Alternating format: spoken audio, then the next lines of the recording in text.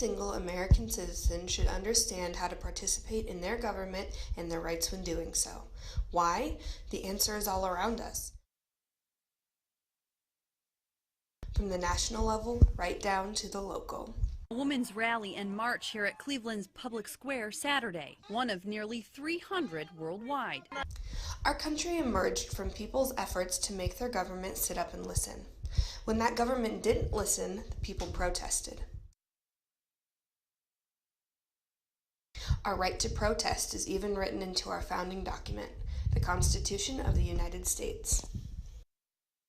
For the past 240 years, protest has played an integral role in forcing the government to pay attention to the needs of American citizens.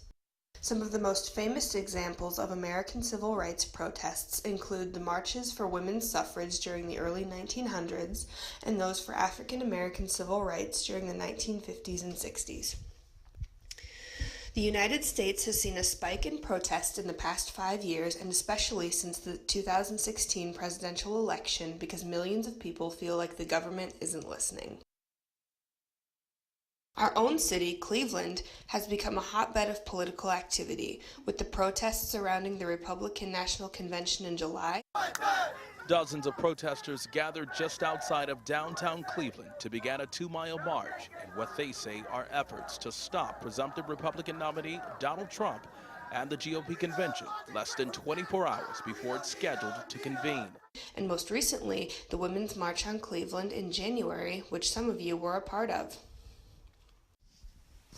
The Women's March on Cleveland was only the beginning. Since then, Clevelanders have scheduled marches to protest everything from the ban on Muslim immigration to our government's views on scientific fact. Marches, however, are not the only way to participate in government. Clevelanders regularly come together in town hall meetings to discuss concerns with city and state representatives. Your parents or grandparents might have gone to one of these meetings in the past. The too long didn't read version? The government works for us, you and me, regular people.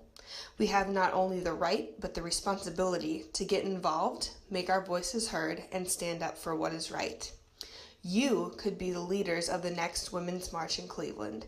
You can stand up for your rights and those of others. But in order to get involved, you have to know how the process works.